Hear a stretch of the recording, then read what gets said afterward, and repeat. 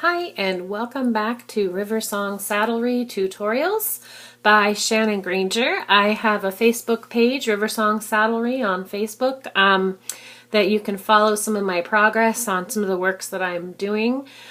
I sometimes put tack tips on there on making miniature scale, usually 1/9 scale miniature tack. And today I'm going to talk about the different tools that I use for carving, mostly carving and tooling in miniature. First and foremost, I use a clean brush for water when I get the leather prepared for any kind of cuts. It kind of helps to have something that's not going to give a bunch of brush hairs all over your project. This right here is a number 16 blade. I use this one all the time for doing my initial cuts because it's easier to maneuver. I've tried smaller blades and they just don't work for me. Smaller swivel blades even don't work for me, but you might want to try some different sizes that, maybe something will work for you. But that's what I make all of my major cuts with.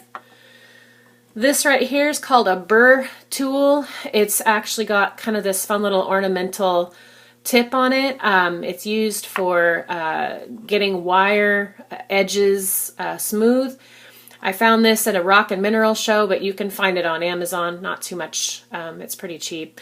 Anyways, that's what I use for my flower centers. This right here is a scratch awl, and it is primarily used in large scale carving for putting the design onto the leather. It's called a scratch awl, and what I use it for is a modeling tool, and it helps to push the leather down so that it makes more of a sculpted appearance. Next, I have this lovely gadget. I love this. This is a safety beveler. You can get this at Tandy, and you want to make sure that you buy really good blades with it because it dulls super fast when you're using it, especially to skive with, to get that leather thinner in those areas where it's going to brush up against other pieces of leather. And in this miniature hobby 1/9 scale, you do really need to do a lot of extra skiving just to make sure that the pieces blend together so that they look like they're in scale with each other. And finally, I have this nice number 11 blade. This is a nice blade for skiving with. It's kind of a general all-purpose. It's almost too big for me to use for making those initial cuts. If I really need a good sharp cut, I'll bring this one out. But typically it works best for carving when you're putting together a bridle or something where you need a nice smooth skived end that's thinner so that it will fold over really nicely.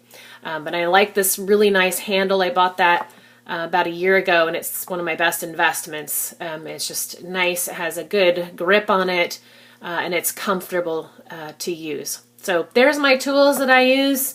I hope that helps you to find what you need to get started, and hopefully next time I'll have a carving tooling in miniature video for you. Thanks for listening.